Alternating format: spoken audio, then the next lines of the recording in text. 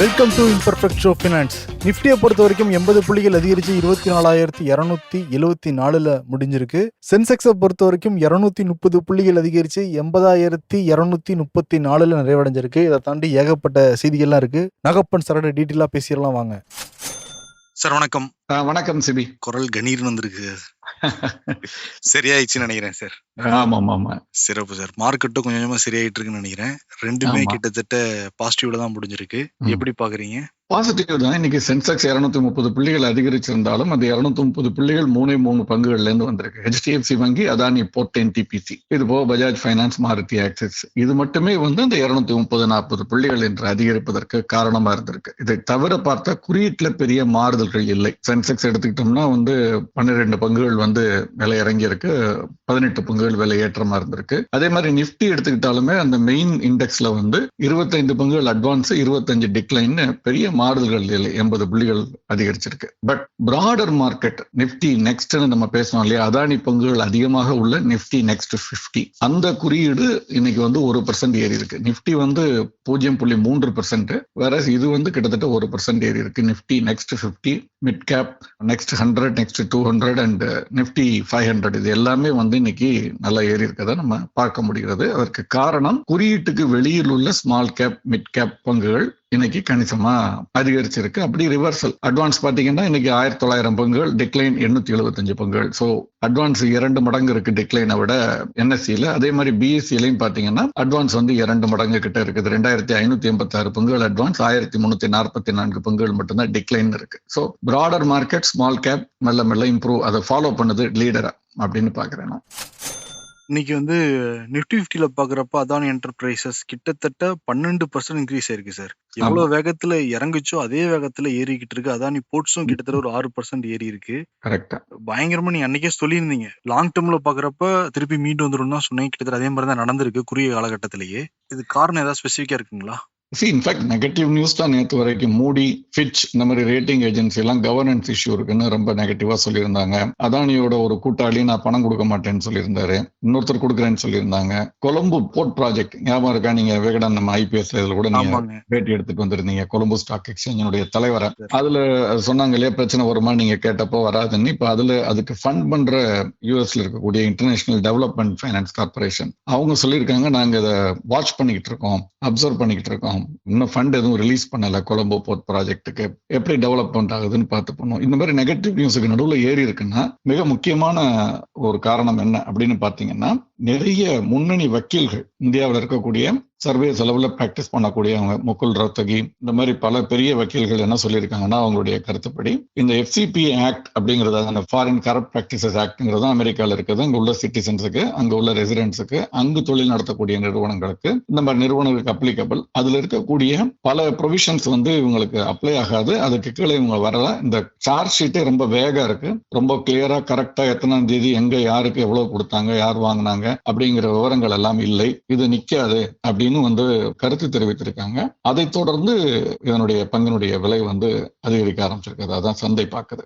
Lawyer சொன்னா கூட சந்தை மார்க்கெட்ல அதிகரிக்குமா சார்? இதுதான் சொல்றேன்ல, இது வந்து அன்னன்னைக்கு மார்க்கெட். இப்ப இன்னைக்கு இப்படி, நாளைக்கு இன்னொரு அட்வொகேட், ஒரு முன்னணி அட்வொகேட் வந்து இது நிக்காதுன்னு சொன்னாருன்னா அன்னைக்கு அதை கேட்டுக்குவாங்க. ஏன்னா சொல்லக்கூடியவங்க யாருன்னு பார்க்கணும். இவங்க வந்து சர்வதேச சந்தைகள்ல ரொம்ப இந்த மாதிரி கிளைண்ட்ஸுக்கு அப்பியர் ஆகி நிறைய கேஸை ஜெயிச்சவங்க சொல்றாங்க. அப்படிங்கும் பொழுது அதுல ஒரு ஃபேக்ட் இருக்கலாம். ஏன்னா அந்த 48 பக்கம் 50 பக்கம் நானும் படிச்சு பார்த்தேன், கிளியரா இருக்குது. ஆனால் வந்து எங்கேயுமே வந்து தெளிவாக இந்த மாதிரியான விவரங்கள் இல்லை. இது ஒண்ணு. ரெண்டாவது வந்து அதெல்லாம் மேபி பின்னால் வருமா என்னன்னு தெரியல, பட் நிறைய ஊடகங்கள் வந்து தவறான ரிப்போர்ட்டிங்கும் இருந்தது. அதானிக்கு பிடி வாரண்ட் அப்படின்னு போட்டிருந்தாங்க. அதுக்கு சரியான பதம் என்னன்னு எனக்கு தெரியல. நான் அதை புரிஞ்சுக்கிறது அரெஸ்ட் வாரண்ட்ங்கிற மாதிரி. அந்த மாதிரி எல்லாம் எங்குமே கிடையாது. ஏன்னா அவங்க தவறு செய்திருக்கிறார்களா இல்லையா, இது மாதிரி தவறுகள் வேற யாரும் செய்யலையா அப்படின்னு ஒரு குரூப் கேட்கறாங்க. அதனால வேற யாரும் செய்தாங்கிறதுனால இது சரியாகாது, அல்லது இது வந்து பழிவாங்கும் நடவடிக்கையா அப்படிங்கிறதுக்குள்ள நம்ம போக முடியாது. ஆனால் குறிப்பிட்டு சொல்லும்படியான விவரங்கள் இதுவரைக்கும் வரல. அது வந்து ஒரு சார்ஜ் ஷீட்னு சொல்றோம் இல்லையா நம்மள, அந்த மாதிரியா தான் அது வந்து இருக்கு. அதுக்கு மேற்கொண்டு சப்போர்ட்டிங் டாக்குமெண்ட்ஸ், எவிடன்சஸ் இன்னுமே அவங்க ப்ரொடியூஸ் பண்ணுவாங்களா இருக்கலாம். அதை பொறுத்து இந்த கேஸினுடைய வலு எப்படிங்கிறது நமக்கு தெரிய வரலாம். நிச்சயம் சார். அது என்னன்னா, அதானிக்கு எதிராக வாதாடினவங்க அரெஸ்ட் பண்ணணும்னு சொன்னது அரெஸ்ட் வாரண்ட்னே செய்தி வெளியாயிருச்சு. ஆமா, அதே மாதிரி இன்னைக்கு ஓலா வந்து அப்பர் சர்க்கியூட் வந்து தொட்டிருக்குங்க. அதுக்கு ஏதாவது ஸ்பெசிபிக் ரீசன் இருக்குங்களா? ஒரு முக்கியமான காரணம். பட் எனக்கு என்னன்னா, நீங்க இன்ஸ்டா ஓபன் பண்ணா அந்த ஷோரூமுக்கு எதிர்த்தாப்புல வண்டியை போட்டு உடைச்சாரு, ஆமா. இடிச்சாரு, இப்படிதான் வருது நேத்து கூட செய்திகள். பார்த்தோம் சார். ஆமா. ஒருத்தர் போட்டு மினி டிராக்ல இருந்து இறக்கி வச்சு அடி தம்சம் பண்ணிட்டு இருக்காரு. எரிக்கிறாங்க, போராட்டம் பண்றாங்க. ஆமா. தொடர்ந்து நடந்துட்டே தான் இருந்துச்சு 1 மாசமா. ஆனா அப்பர் சர்க்கியூட்ட தொட்டிருக்கு. ஸ்பெசிபிக் ரீசன் இருக்குங்களா? அதே மாதிரி அந்த ட்விட்டர்ல பாத்தீங்கன்னா அந்த ஓலாவோட ஃபவுண்டரை போய் வந்து கிட்டத்தட்ட வச்சு காமெடி வச்சு செய்யறாங்கன்னு சொல்றாங்கல்ல நம்ம ஊர் பாஷையில. ஆமா. அந்த மாதிரி அவர் ஏதோ ஒரு ட்வீட் போட்டதுக்கு கீழே போட்டிருக்காங்க, வண்டின்னு செஞ்சா அதை சர்வீஸ் பண்ணணும், சர்வீஸ் பண்ணலைன்னா அது வண்டி இல்லை, இப்படின்னு ஒரு மாதிரி எல்லாம் கலாட்டா பண்றாங்க. இதுக்கு நடுவில் ஏறி இருக்குன்னா 2 முக்கியமான காரணம். ஒன்று, அவங்க புதிதாக 40,000 ரூபாயில இருந்து வந்து பட்ஜெட் எலக்ட்ரிக் இவி வந்து லான்ச் பண்ணிருக்காங்க. அந்த செய்தி நேத்து வந்ததை பார்த்திருப்பீங்க. அது வந்து ஒண்ணு. 2வது வந்து சிட்டி அந்த குரூப் வந்து இதை ரிசர்ச் பண்ணி இன்னைக்கு காலையில 73 ரூபாய் கிட்ட இருந்தது. அந்த ரிசர்ச் ரிப்போர்ட் வந்தப்போ அவங்க என்ன சொன்னாங்கன்னா வந்து 90 ரூபாய் இலக்கு அப்படின்னு நிர்ணயித்திருக்கிறார்கள். அந்த 90 ரூபாய் அவங்க வந்து ஓராண்டுக்கு பிறகு வரும்னு சொன்னாங்களா என்னன்னு தெரியல. பட் ஆனால் இங்க ஒரே நாள்ல இன்னைக்கு அந்த ரிப்போர்ட் வந்த உடனே 73 ரூபாய் 74 ரூபாய் இருந்தது. இன்னைக்கு 20% அதிகரிச்சு அப்பர் சர்க்கியூட்டை ஹிட் பண்ணி வாங்குபவர்கள் மட்டுமே இருக்கக்கூடிய சூழல், விற்பவர்கள் யாரும் இல்லை அப்படின்னு 88 ரூபாயை தாண்டி இன்னைக்கு வணிகம் நடந்தது. அதனால இது வந்து நம்ம ஹைலி ஸ்பெகுலேட்டிவ் மார்க்கெட்டா இருக்கு. சொன்ன மேட்டருக்கும் ரைட்டு, இதுக்கும் ரைட்டு. ரொம்ப நம்ம தில் இருக்கவங்க தான் அப்படின்னு சொல்றோம் இல்லையா, தைரியமா ரிஸ்க் எடுக்க தயாரா இருக்கவங்க மட்டும்தான் இந்த பக்கம் வரணுமே தவிர, இதெல்லாம் விடுத்து பல வேற நல்ல ஆப்பர்ச்சுனிட்டிஸ் வந்து வந்து கொண்டிருக்கிறது. அதுல நம்ம கான்சென்ட்ரேட் பண்றது சாமானிய முதலீட்டாளரை பொறுத்த வரைக்கும் நல்லது. ஆனா நீங்க சொல்றதான் பார்த்தா செய்திகள் வச்சுதான் மார்க்கெட் ஏறுது இறங்குறது மாதிரி இருக்குங்க சார். ஷார்ட் டேர்ம்ல அதுதான் சொல்லுவாங்க. ஷார்ட் டேர்ம்ல வந்து சந்தைங்கிறது வந்து ஒரு ஓட்டிங் மெஷின் மாதிரி. ஓட்டிங் நம்ம வந்து கரெக்டா பண்ண மாட்டோம். அது நம்மளுடைய கருத்தை பதிய வைக்கிறோம். அது கருத்து தவறா இருக்கலாம், சரியா இருக்கலாம், அது வியூஸ் வேறுபடலாம். ஆனால் லாங் டேர்ம்ல மார்க்கெட்டுங்கிறது வெயிங் மிஷின் மாதிரி. வெயிங் மிஷின் வந்து போய் சொல்லாது, வெயிட் கரெக்டா சொல்லும். நம்ம 78 கிலோனா 78, 68னா 68ங்கிறத கரெக்டா சொல்லும். அது ஒப்பீனியன் இல்ல, கருத்து இல்ல. சோ லாங் டேர்ம்ல மார்க்கெட் எப்போதும் வந்து ஒரு ஃபண்டமெண்டல்ஸ் தான் ஃபாலோ பண்ணும். ஷார்ட் டேர்ம்ல ஒரு ஸ்பெகுலேட்டிவான ஒரு எக்ஸைட்மெண்ட் எதிர்பார்த்து இருக்கக்கூடிய சந்தை இது. கமாடிட்டியை பொறுத்தவரைக்கும் எப்படி சார் இருக்கு? கோல்டு சில்வர் வந்து இன்டர்நேஷனல் மார்க்கெட்ல வந்து பாத்தீங்கன்னா பெரிய மாற்றங்கள் எதுவும் இல்லை. கோல்டு வந்து தொடர்ந்து ஒரு சின்ன ஏற்றத்துல இருக்கு. ஒரு $15 ஏறி இருக்கு. வெள்ளியும் அதே மாதிரி ஏறி இருக்கு. ஒரு 0.5% கூட இல்லை கோல்டு பொறுத்த வரைக்கும். ஆனால் உள்ளூர் சந்தையில வந்து MCX எடுத்துக்கிட்டீங்கன்னா இன்னைக்கு கோல்டு கிட்டத்தட்ட 1% ஏறி இருக்கு. 76,000 தொட்டு கொண்டிருக்கிறது. வெள்ளியினுடைய விலையும் 88,800 கிட்ட 700 தாண்டிடுச்சு. கச்சா எண்ணெயுடைய விலையும் 5,850 ரூபாய் 1%க்கு மேல இருக்கு. 6,000 தாண்டல. இன்னும் அந்த 6,000 மேஜிக் ஃபிகரை தாண்டல. வெள்ளியும் 90,000 அந்த ஒரு மேஜிக் ஃபிகரை தாண்டல. சர்வதேச சந்தையில 32 தாண்டாத வரைக்கும் திரும்ப அந்த சைட்வேஸ் மூவ்மெண்ட் தான் இருக்குன்னு சொல்லலாம் வெள்ளியை பொறுத்த வரைக்கும். ஆனால் சர்வதேச சந்தையை விட இந்தியாவில் இன்னைக்கு அதிகரிச்சிருக்கு தங்கத்தினுடைய விலை. அப்படின்னா அதுக்கு முக்கியமான காரணம் என்னன்னு பாத்தீங்கன்னா ரூபாய்க்கு நிகரான டாலருடைய மதிப்பு. அது வந்து இன்னைக்கு ஒரு கணிசமாக உயர்ந்திருப்பதை நாம் பார்க்க முடிகிறது. இன்னைக்கு NSE-ல பாத்தீங்கன்னா வந்து டிசம்பர் மாத ஒப்பந்தம் 84 ரூபாய் 58 பைசா. நவம்பர் நடப்பு மாத ஒப்பந்தம் இன்னைக்கு முதிர்வடைகிறது 84 ரூபாய் 48 பைசா அப்படின்னு ஒரு ஏற்றத்தை சந்தித்திருக்கிறது. கிட்டத்தட்ட ஒரு 15, அதாவது 0.15 சென்ட்ஸ் சொல்லலாம். அந்த அளவுக்கு 0.15 பைசா அந்த அளவுக்கு அதிகரிச்சிருக்கு. இது வந்து ஒரு முக்கியமான ஒரு காரணம். தங்கத்தினுடைய விலை வந்து அது உண்மையிலே அதிகரித்ததை விட அதிகமா அதிகரிச்சு இந்தியாவில் தெரியறதுக்கு காரணம் டாலருடைய மதிப்பு உயர்வது. அமெரிக்க அரசாங்கத்தோட இந்திய அரசாங்கத்தோட இந்தியா மக்கள் வந்து நிறைய தங்கம் வச்சிருக்கிறதா தரவுகள் வந்து வெளியாயிருக்கு. இது வந்து எந்த வகையில் அரசாங்கத்துக்கும் அல்லது வந்து ஷேர் மார்க்கெட்டுக்கும் ஒரு பயனுள்ளதா இருக்கும் சார்? அதாவது எந்த நாட்டுல வந்து பணவீக்கம் அதிகமாக தொடர்ந்து இருக்கிறதோ, வேறு எந்த முதலீடுகள் மீது அதிக நம்பிக்கை வைக்கலையோ அந்த நாட்டுல வந்து மக்கள் அந்த கரன்சி மேல கூட நம்பிக்கை வைக்காத இடத்துலதான் பெரிய அளவுல தங்கத்தை வாங்க துவங்குவார்கள். ஆனா இந்தியா இதற்கு நேர்மாறானது. இந்தியாவை பொறுத்தவரை வந்து கலாச்சார ரீதியாக நமக்கு வந்து தங்கத்தின் மீது பற்றுதலும் குடும்ப அமைப்புல தங்கத்திற்கு ஒரு முக்கியத்துவம் இருக்கிறதுனால நம்ம தங்கம் வந்து மிக அதிகமாக இன்னைக்கு உலகிலேயே மிக அதிக அளவுல தங்கம் வைத்திருக்கக்கூடிய குடிமகன்கள் சிட்டிசன்ஸ் இருக்கக்கூடிய நாடாக இந்தியா இருக்கிறது. அது மட்டுமல்ல பல அரசாங்கங்களை விட அதிக அளவுல வந்து இந்திய மக்கள், இந்திய ஜனத்தொகை தங்கம் வைத்திருக்கிறார்கள். இதனுடைய நல்லதும் இருக்கு, கெட்டதும் இருக்கு. நல்லது என்னன்னா தங்கம் தான் இன்னைக்கு உலகம் முழுக்க ஏற்றுக்கொள்ளக்கூடிய ஒரு கரன்சியா இருக்கு. அமெரிக்க டாலருக்கு நிகராக, இன்னும் சொல்ல போனா அதை விட அதிகமாக கூட சொல்லலாம். டாலர் ஏத்துக்காத இடத்துல கூட தங்கத்தை ஏத்துக்குவாங்க, அந்த அளவுக்கு இருக்கு. அது நம்ம கையில, மக்கள் கையிலேயே நேரடியாக இருக்கிறது. அரசாங்கத்தோட கையில் இருக்குது ஒரு பக்கம் இருந்தாலும், அரசாங்கமும் கூட டாப் 10ல இருக்கு. இந்தியாவும் கூட இன்னைக்கு டாப் 10ல இருக்கு கோல்டை பொறுத்த வரைக்கும், அமெரிக்கா உள்ளிட்ட நாடுகளுக்கு அடுத்து. பட் மக்கள் வைத்திருக்கிறதுல உள்ள சிக்கல் என்னன்னா, தங்கம் வந்து ஒரு அன்ப்ரொடக்டிவ் அசெட்டா பார்க்கப்படுகிறது. அதாவது ஒரு வங்கியில நீங்க டெபாசிட் போட்டீங்கன்னா அந்த டெபாசிட் வந்து ஒரு நிறுவனம் நடத்துவதற்கு கடன் கொடுக்கப்படுகிறது, அங்க வேலை வாய்ப்பு உருவாகிறது, பொருட்கள் உற்பத்தி ஆகிறது, எக்கனாமிக் ஆக்டிவிட்டி பொருளாதார நடவடிக்கை நடக்கிறது, உற்பத்தி அதிகரிக்கிறது.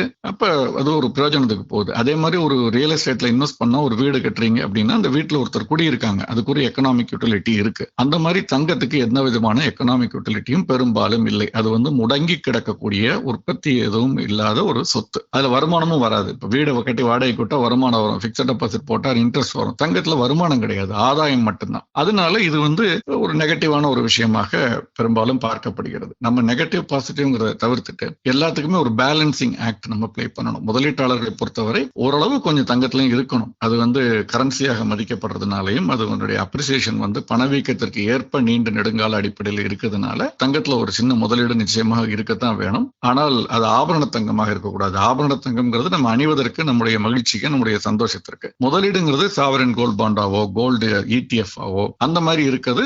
கூலி சேதாரம் இல்லாமல் மிக குறைவான கட்டணத்தோடு நமக்கு கிடைக்கக்கூடியது. நாளைக்கு விற்க போனா கிட்டத்தட்ட முழு பணமும் நமக்கு திருப்பி கிடைக்கும், எந்த விதமான பாதகமும் இல்லாமல். ஸோ தங்கம்ங்கிறது ஒரு பேலன்சிங் ஆக்ட்ல நம்ம அசெட் அலோகேஷன்ல ஒரு பார்ட்டா இருக்கணும்னு நான் நினைக்கிறேன். ஃபைன் சார், டீட்டெயிலாக சொன்னீங்க. ஒரு ஹைப்போதெட்டிக்கல் கேள்வி சார். இன்கேஸ் இந்திய மக்கள்லாம் திடீர்னு முடிவு எடுத்து அரசாங்கத்துக்கு பணம் அந்த தங்கத்தை கொடுத்தாங்கன்னா சொல்லுவாங்களா, தங்கம் எவ்வளவு இருக்கோ அந்த அளவுக்கு தான் பணம் அச்சடிக்க முடியும்னு. தங்கத்தை கொடுத்தா பணம் அச்சடிச்சுக்கிட்டே இருக்கலாம்ல சார் RBIல? அப்படி இல்லை, வளர்ச்சி ஆயிடலாம்ல?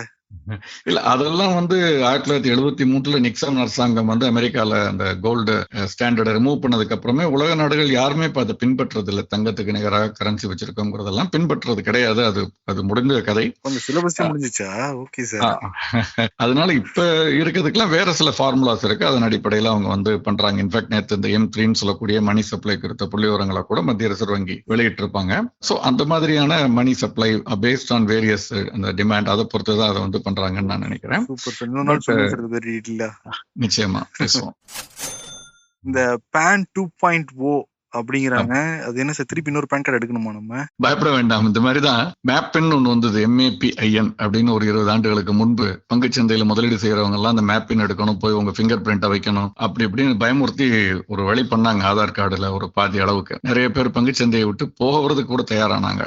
ஆனா அப்புறம் அதை ஸ்கிராப் பண்ணிட்டாங்க. அது மாதிரி கிடையாது இது. ஏன்னா அப்புறம் ஆதார் கார்டுங்கிறாங்க. இப்ப நீங்க ஒரு சாமானிய மக்களை எடுத்து பாத்தீங்கன்னா அவங்களுடைய பேரா இருக்கட்டும் முகவரியா இருக்கட்டும் ரெண்டையும் எடுத்து வயதோட நீங்க ஒப்பிட்டு 10 டாக்குமெண்ட் நான் சொல்றேன் பாருங்க, ஒன்னொன்னு ஒரு மாதிரி இருக்கும். Passport, driving licence, passport, PAN card, Aadhaar card, bank account number சில பேருக்கு வித்தியாசமா இருக்கும், வேற அக்கௌண்ட் பேரு, டிரைவிங் லைசன்ஸ் வேற மாதிரி இருக்கும், இந்த மாதிரி ரேஷன் கார்டுல வேற மாதிரி இருக்கும். இது ஏன் எல்லாத்தையும் ஒன்னா ஒரு யூனிஃபைடா ஒரு KYC பண்ணி நம்மள வந்து அதுக்குள்ள கொண்டுறக்கூடாது அப்படிங்கிற கேள்வி இல்லாமல் இல்லை. எல்லாமே அரசாங்கம் தானே, இதுல நம்ம பேசுனது எல்லாமே அரசாங்கம் தான். அரசாங்கம் மத்திய அரசாங்கம் இருக்கலாம், மாநில அரசாங்கம், அவங்களுக்குள்ள ஒருங்கிணைந்து வேலை பார்த்தா அது பண்ணலாம். இப்ப இந்த PAN 2.0ங்கிறது நம்ம வந்து புதுசா பேன் எடுக்க வேண்டியது இல்ல. ஏற்கனவே இருக்க பேன் நமக்கு வேலிட். இந்த புது பேன் அறிமுகப்படுத்தப்பட்ட பிறகு அதையே அவங்க நமக்கு தருவேன்னு சொல்றாங்க. இதுல வந்து QR கோடு இருக்குங்கிறாங்க. வேறு சில, அதாவது யூனிஃபைடா நம்ம ஒரு தொழில் பண்றவங்களுக்கு எப்படி இப்ப GST நம்பர், ஒரே ஒரு GST நம்பர் இருந்தா 10 தொழில் பண்ணாலும் ஒருத்தருக்கு அதுதான். அது மாதிரி பேன் நம்பருங்கிறது தொழிலோட லிங்க் பண்ற மாதிரி கொண்டு வருவேன்னு சொல்றாங்க. அதோட TAN TIN எல்லாம் இருக்கு சில இதெல்லாம். அதாவது இப்ப ஒரு நிறுவனம் வந்து நடத்தும் பொழுது TDS பிடிக்கிறாங்க அல்லது TCS, tax collected at source, அப்படி பிடிக்கிறாங்கன்னு வச்சுங்க, அதை கட்டணும் இன்கம் டாக்ஸ் டிபார்ட்மெண்ட்ல. அப்புறம் அந்த யார்கிட்ட வாங்கி கட்டணுமோ அந்த கட்டினவர் அதை கிளைம் பண்ணி வாங்கிக்குவார். இதுக்கு TAN நம்பர்னு ஒண்ணு வேணும். அது மாதிரி டின்னு ஒண்ணு இருக்கு. அதாவது கமர்ஷியல் ஸ்டேட் டிபார்ட்மெண்ட் இருக்குல்ல, வேட் இந்த மாதிரி சேல் டாக்ஸ் ரிட்டர்ன் ஃபைல் பண்றதுக்கு டின்னு கொடுப்பாங்க. இப்ப இது எல்லாத்தையுமே வந்து ஒருங்கிணைத்து PAN 2.0 கொடுக்குறேங்கிற மாதிரி அவங்க சொல்றாங்க. PAN, TAN, TIN, அப்புறம் நம்ம செய்யக்கூடிய எல்லா தொழில்களையும் ஒருங்கிணைத்து.